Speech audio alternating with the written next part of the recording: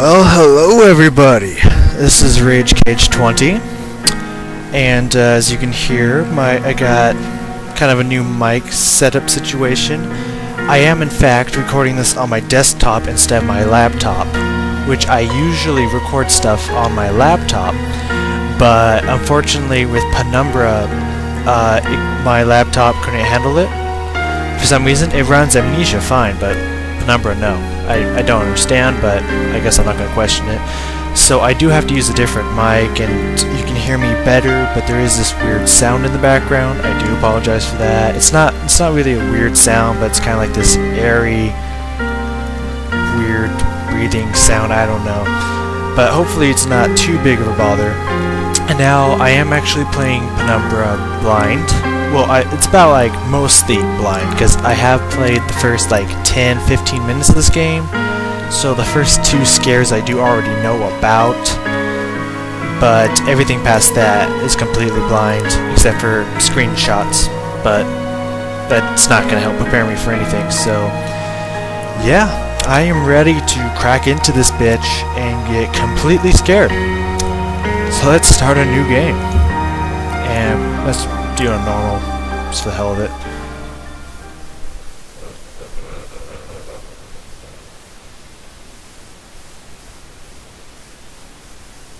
For my part in this allegory, I'm not going to make the same mistakes my father made.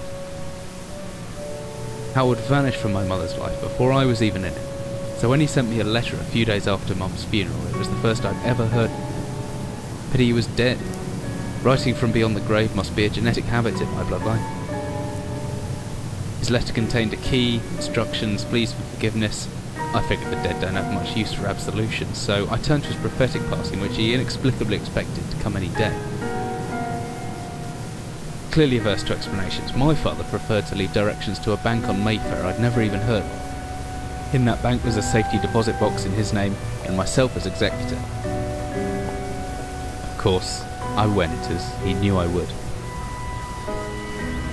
I discovered that despite the evidence, he'd been legally declared dead almost 30 years ago, and so the old book and collection of notes I found had, in the eyes of the law, been mine all this time. My father's instructions were to burn the documents, raise no further questions. But that was his error. No man's immune to the shameful trappings of curiosity, and my humanity got the better of me.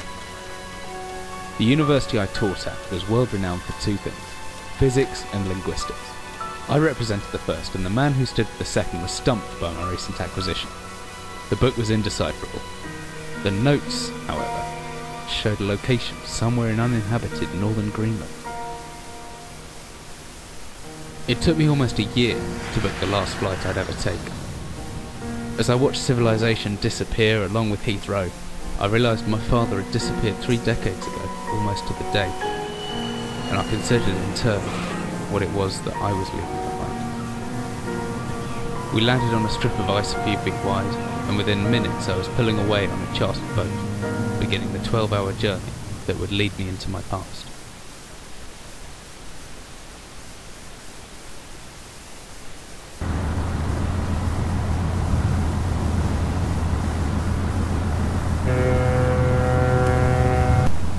Sorry about that, I had to make a quick cut there.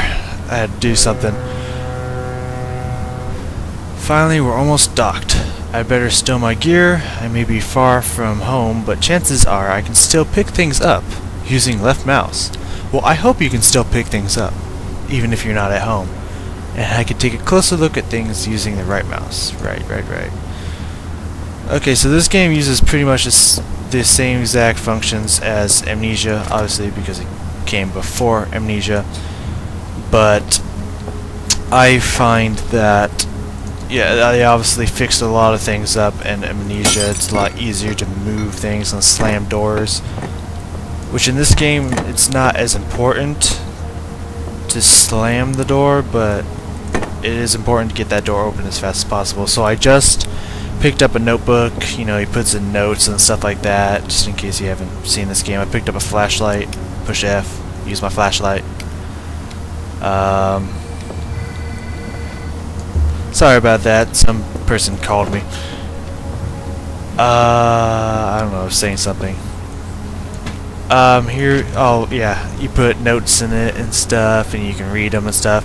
I am actually not going to read the first couple of notes, especially not that one, because I honestly, it's a letter to Eric. You're not Eric, you're Philip. I don't know who Eric is, and so far I have not found that note in particular any importance to the story whatsoever. If you want, you can pause the game, but since I already read it, I won't read that again because it's kind of stupid and annoying. But if you want to pause the screen, go right ahead. And about my reading, as you probably find out, I'm not the best read out louder.